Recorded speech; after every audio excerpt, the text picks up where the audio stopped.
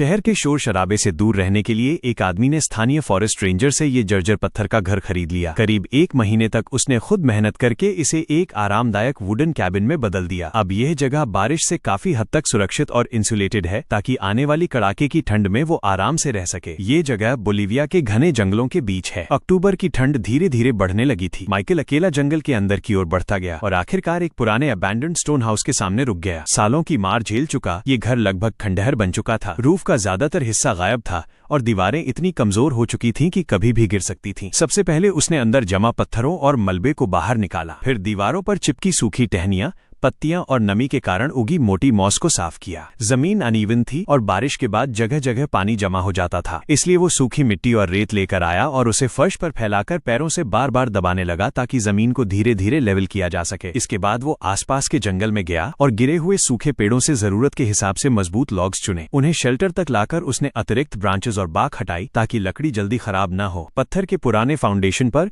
उसने कुछ ब्रिक्स रखकर उन्हें सपोर्ट बनाया, फिर तैयार लॉग्स को उनके ऊपर जमाकर फ्लोर का मजबूत फ्रेमवर्क तैयार किया। काम के बीच उसने घर के बाहर एक छोटा सा फायर पिट बनाया। आसपास से सूखी बार्क और छोटी टहनियां इकट्ठी करके आग जलाई और फिर कई बार जंगल से सूखी लकड़ियां लाकर दरवाजे के सामने व्यवस्थित करके रख दी। उसने थोड़ा गर्म पानी बनाया, 1 कप स्ट्रॉन्ग टी तैयार की और कुछ देर आग के पास बैठकर आराम किया। आराम के बाद वो दोबारा काम में लग गया। उसने और लॉग्स इकट्ठे किए, उनकी सतह को स्मूथ किया और उन्हें फ्रेमवर्क पर एक दूसरे के करीब जमाकर मजबूत वुडन फ्लोर तैयार कर दिया। फर्श के बीच की छोटी गैप्स में उसने पाइन नीडल्स भी भर दी। इनकी नेचुरल खुशबू के साथ साथ ये लेयर नीचे से आने वाली नमी को रोकने में भी मदद कर सकती थी, जिससे अंदर का माहौल ज्यादा ड्राई और कंफर्टेबल रहे। फ्लोर तैयार होते होते उसे काफी भूख लग चुकी थी। उसी समय फायर लाल गर्म कोल्स में बदल चुकी थी, इसलिए उसने लंच तैयार करना शुरू किया। खाना पकने का इंतजार करते हुए भी वो खाली नहीं बैठा। उसने लॉग्स को नीचे के फ्रेमवर्क से मजबूती से फिक्स किया ताकि फर्श हिले नहीं। कुछ देर बाद उसने फॉइल में लिपटा खाना खोला। अंदर पोटेटोज और जूसी पॉक था। गर्म खाने की खुशबू पूरे शेल्टर में फैल गई और वो आराम से अपना लंच करने लगा। खाने के बाद उसने रूफ का काम शुरू किया। उसने कुछ लंबे और सीधे लॉग्स लाकर पुराने रूफ स्ट्रक्चर के ऊपर लगाना शुरू किया। हर लॉग के एक सिरे पर नॉच काटकर उन्हें आपस में इंटरलॉक किया, जिससे रूफ का मजबूत फ्रेमवर्क तैयार हो सके। इसके बाद चारों तरफ कुछ और लॉग्स फिक्स करके उसने दूर और विंडो के लिए जगह छोड़ी। विंडो और रूफ के कनेक्शन पर मौजूद गैप्स को भी मॉस से भर दिया